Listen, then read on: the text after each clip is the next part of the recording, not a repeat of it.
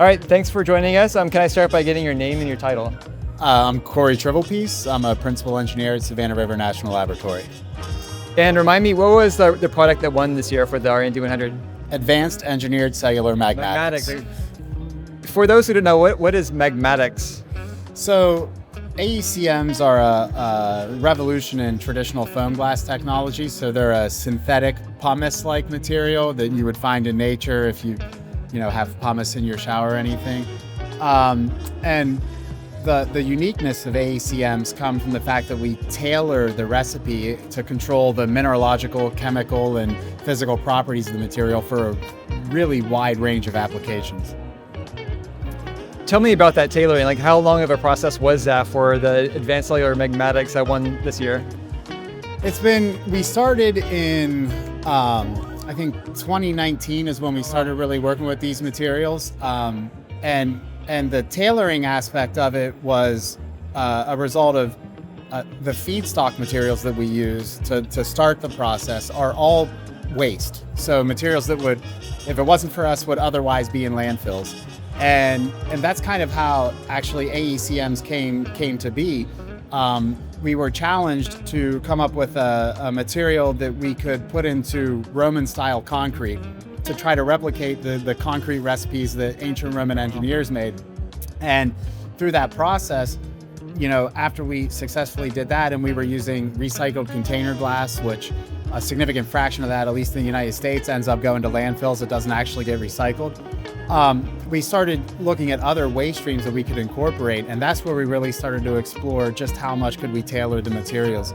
And so we do that by controlling the composition of the batch and the physical processing. And that's how we can get, again, a product that, is, I think, maybe even unique to the R&D 100 awards, is that our product has a wide range of applications. The one thing that all of the materials that go into all these different applications have in common are, well, there's a couple of things. They're all made from waste materials that would otherwise be in landfills. And then two, they all have the glassy state and silica as their backbone. That's quite the process. What was the most rewarding aspect of developing in the past several years?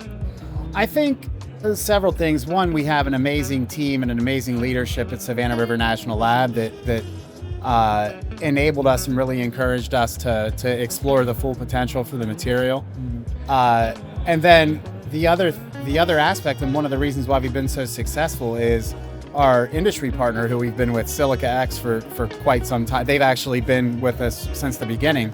And we developed a really unique way of doing research and development that's almost kind of based on like agile software development, where we do our R&D in parallel with the techno-economic analysis and kind of tailor the experimental approach to what the TEA is telling us about markets and commercialization potentials and things like that.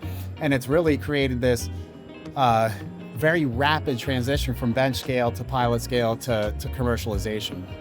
It sounds very nimble. It is super nimble. I think it was kind of built into maybe the DNA of AECMs in that original project, which was funded by the Advanced Research Projects Agency. They were requiring and pushing us very hard to come up with something in a very short time scale to get the product out into the market. And our partners are actually working on doing that in the marine style concrete with the New York State Department of Environmental Conservation now.